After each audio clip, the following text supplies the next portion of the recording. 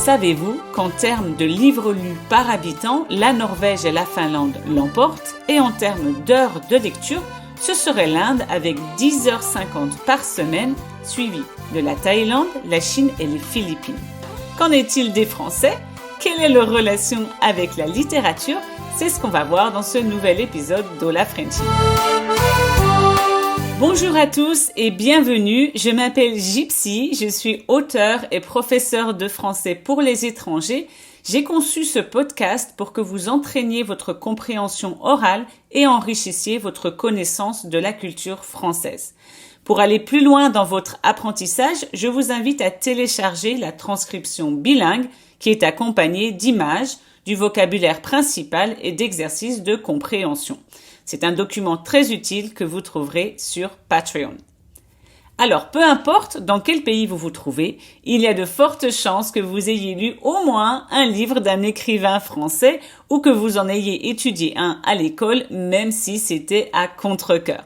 Donc, à contre-cœur, ça veut dire sans en avoir envie, sans le vouloir. C'était mon cas au lycée. J'ai appris à aimer les classiques plus tard, lorsque je n'étais plus contrainte de les lire. Alors, comme vous le savez certainement, la littérature en France est très riche. On a un nombre phénoménal d'auteurs classiques connus mondialement et en termes d'écrivains, elle continue à l'être. Pour ceux qui ne me connaissent pas, je suis auteure, on dit également autrice pour les femmes, principalement de thrillers, de romans à suspense et de polars. Le polar, c'est le roman policier. Et entre auteurs, on se plaint un peu car on dit qu'il y a plus d'auteurs que de lecteurs. Donc il y a plus de gens qui écrivent que de gens qui lisent, surtout avec l'avènement. Donc l'avènement, dans ce cas, ça veut dire l'arrivée, le commencement de la littérature indépendante, c'est-à-dire les auteurs qui s'autopublient sans passer par les maisons d'édition. On les appelle les indés. Moi, je suis une hybride, donc je publie en indépendante et je suis aussi publiée en maison d'édition. Donc de nos jours, on a encore beaucoup de livres qui continuent à sortir, que ce soit en maison d'édition classique ou par une voie indépendante. Mais qu'en est-il des lecteurs? Est-ce vrai que les gens lisent moins? Alors, par rapport à mon introduction du podcast, la France arriverait en 9e position en termes d'heures de lecture par semaine avec une moyenne de 7 heures, ce qui n'est pas trop mal. Mais c'est vrai qu'avec l'avènement de l'ère numérique, globalement, on va dire, les gens lisent moins. Je vais me prendre un exemple. Plus jeune, j'étais une grosse lectrice. Donc, on parle de gros lecteurs ou de grosses lectrices quand on lit beaucoup. À 16 ans, je lisais un livre tous les 4 jours et j'enchaînais les pavés. Donc, enchaîner, c'est faire quelque chose à la chaîne. Ici, lire les livres les uns après les autres. Et un pavé, c'est un bloc de pierre ou de bois et par extension, un gros livre. Donc j'enchaînais les pavés, parfois de 1000 pages de Stephen King. Or à présent, je dois reconnaître que j'ai moins le temps et beaucoup moins de patience. Donc je lis plutôt des BD, donc des bandes dessinées, des comics. Donc je n'ai pas arrêté de lire, j'ai en quelque sorte modifié la manière de le faire. Mais globalement, en France, je vois encore énormément de monde lire, par exemple dans le bus, les métros ou à la plage. D'ailleurs, c'est quelque chose qui m'avait interpellée après avoir passé 4 ans au Brésil où la littérature ne tient pas une grande place. La première fois que j'étais allée à la plage en France, la grande majorité des gens lisaient. Je me souviens de nos voisins de serviette, ils étaient 4. Le père faisait des mots croisés, la mère lisait un roman sur une tablette, donc elle lisait un e-book, un livre numérique. L'un des enfants lisait un magazine jeunesse, donc on parle de littérature jeunesse pour la littérature destinée aux enfants ou aux adolescents, et l'autre faisait des cahiers de vacances. Donc les cahiers de vacances, ce sont des cahiers d'exercices qui reprennent le programme de l'école, donc le programme scolaire. Comme vous le savez peut-être, en France, on a beaucoup de vacances scolaires, mais on considère qu'elles ne sont pas faites pour chômer. Donc chômer, c'est de la même famille que chômage, ça veut dire ne pas travailler. Attention, en France, être au chômage, ça veut dire ne pas travailler, mais chercher du travail. Personnellement, j'ai passé toutes mes vacances à faire ce genre de cahier. Les supermarchés ont des rayons entiers avant les vacances et pendant les vacances. Je vais vous mettre des photos sur le document de transcription. En parlant de magazines jeunesse, c'est vrai qu'il y a un choix incroyable d'abonnements mensuels aux magazines pour enfants qui comptent des petits romans, des BD, des rubriques culture, des jeux, etc. Et c'est des supports qui sont aussi très intéressants pour les apprenants du français, peu importe l'âge ou le niveau. Ça vaut aussi pour vous qui m'écoutez, pour vous familiariser avec le français, en particulier avec les BD. J'aime beaucoup les BD car elles comptent des dialogues. Et dans des dialogues, on a des expressions, des jeux de mots, le langage familier, l'argot, le parler du quotidien. Donc je trouve que c'est très intéressant. Je vous conseille des BD pour enfants si vous ne maîtrisez pas le français. Les classiques, Tom Tom et Nana, Anatole, Boule et Bill. Perso, j'aime bien Akissi, qui est une petite africaine très rigolote.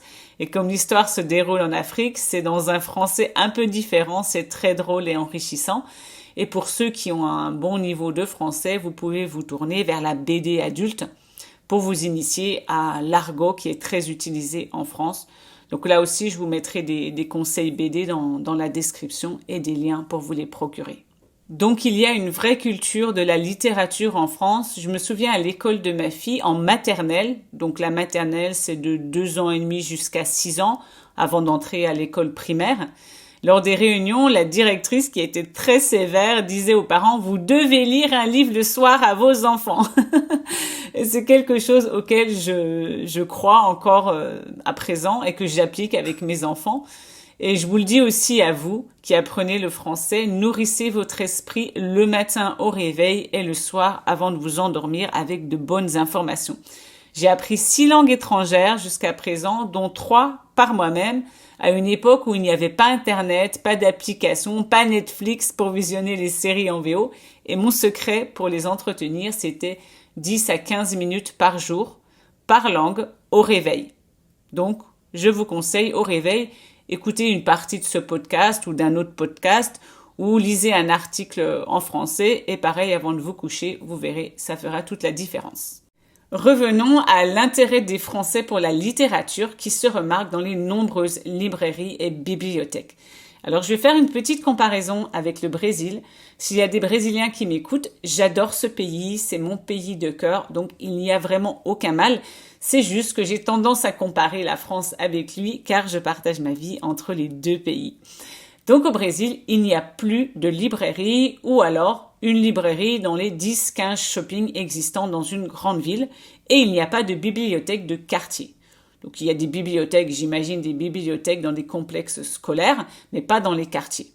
Alors dans ma ville, j'habitais dans une ville de 200 000 habitants, il y a eu une bibliothèque, donc il y avait un effort culturel de fait.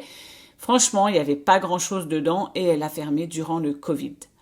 Autre chose qui me choquait dans la ville où j'habitais, c'est que les gens n'avaient pas de bibliothèque chez eux. Donc quand on parle de bibliothèque chez quelqu'un, c'est un meuble, une étagère réservée aux livres. Donc il n'y en avait pas, donc c'était choquant. Je dis pas que c'est partout comme ça au Brésil, j'ai de la famille à São Paulo et eux ils aiment beaucoup les livres, ils ont une très belle bibliothèque. Mais voilà, c'est un petit peu moins courant au Brésil par rapport à la France. Et j'ai un ami auteur qui s'appelle R.J. Ellory et il disait qu'on pouvait juger les gens par rapport au contenu de leur bibliothèque. Donc quand j'entrais dans ces maisons vides de livres, je pensais à lui. En France, même dans une petite ville ou un village de 2000 habitants, vous trouverez une bibliothèque ou au moins une bibliothèque de rue qu'on appelle aussi des boîtes à livres. Donc ce sont des endroits où les gens déposent les livres pour se les partager et se les échanger. Attention aux anglophones, une librairie c'est là où on achète des livres, une bibliothèque c'est là où on les emprunte. Personnellement, j'habite dans une ville de 16 000 habitants. On a une immense médiathèque. Donc une médiathèque, c'est une bibliothèque élargie qui propose des médias autres que des livres, donc des CD, des DVD, des jeux. Et toutes les semaines, il y a 3 ou 4 ateliers d'organisés pour parler livres, mais il peut aussi s'agir d'événements culturels destinés aux adultes et aux enfants.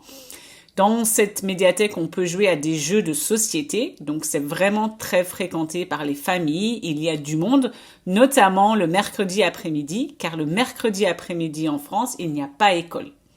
Dans cette médiathèque, et à peu près dans toutes les bibliothèques où je suis déjà allée, on peut emprunter jusqu'à 20 livres à la fois pour une durée de 1 mois. Et ce qui me plaît, c'est que les bibliothécaires, donc les personnes qui travaillent dans les bibliothèques, rédigent leur avis, leur opinion sur les livres, donc ils nous conseillent et ils mettent des petites cartes dans les rayons, donc c'est très pratique quand on cherche des conseils de livres. Autre chose qui est très agréable, c'est qu'ils travaillent en collaboration avec les bibliothèques des villes voisines. Donc quand il y a un titre qui n'existe pas dans cette bibliothèque, on peut le commander en ligne et il nous l'expédie dans notre bibliothèque de proximité, donc c'est pratique. Personnellement, j'y vais 3 fois par semaine au minimum, je suis un vrai rat de bibliothèque. En parlant de bibliothèque, si vous allez à Paris, je vous conseille d'aller visiter la Bibliothèque nationale François Mitterrand. C'est la plus grande de France, elle est magnifique. Il y a une salle qu'ils appellent la salle ovale avec des rayons incroyables, notamment un énorme rayon BD. Je vous mets le lien et les photos dans la transcription. Alors soyons honnêtes, si on arrive à faire autant perdurer la littérature, c'est notamment grâce à un véritable investissement de l'État et des villes pour la culture en général et les livres en particulier. Et quand je parle de livres, c'est tout genre confondu, aussi bien les romans que les BD, donc les bandes dessinées, les livres avec des images, ce qui implique le manga. D'ailleurs, j'ai peut-être un scoop. La France est le 2e plus gros consommateur de manga après le Japon. Et les mangas français sont appelés des manfras. Autre scoop, en France, on est de gros lecteurs de BD, on dévore les livres, donc on les mange goulûment, on les enchaîne, mais la plupart des BD francophones sont en fait belges. Donc Tintin, Les Schtroumpfs, Boule et Bill, c'est belge. Et pour motiver ces lecteurs, qu'est-ce qu'on organise? Des salons du livre, donc des événements où les lecteurs peuvent rencontrer les auteurs. Il y en a toute l'année, il y a parfois plusieurs salons qui se chevauchent, donc qui ont lieu le même week-end, et de tous les genres. Alors certains salons sont de genre général, donc ils mêlent la littérature blanche, donc la littérature classique, et la littérature noire, qui inclut le polar, le thriller, la fantaisie, les romans jeunesse, etc. Et il y a des salons qui sont spécialisés. Notamment, il y a énormément de salons polars. Le polar est très apprécié en France et c'est un milieu très chaleureux. Il y a aussi donc des salons de fantaisie et de bande dessinée comme le Festival d'Angoulême qui est très connu. Ces salons du livre sont parfois organisés par les villes, mais parfois c'est organisé par des petites associations d'indépendants. Il y en a un aussi qui est très connu, c'est le salon Saint-Maur en poche, qui est un salon du livre de poche. Donc un livre de poche, c'est un livre petit format, donc qui est plus petit que le format qui sort au début de la parution d'un livre, qui sont des grands formats, assez chers généralement. Et ce livre de poche sort généralement 6 mois après la sortie officielle du grand format. Généralement, les livres de poche sont très prisés en France car ils sont moins chers et moins lourds, d'où le nom, livre de poche, car il peut tenir dans la poche. Il coûte entre 6 et 9 euros quand un grand format tourne entre 18 et 23 euros. Parmi tous ces événements, il y en a 2 principaux qui sont relayés par les médias.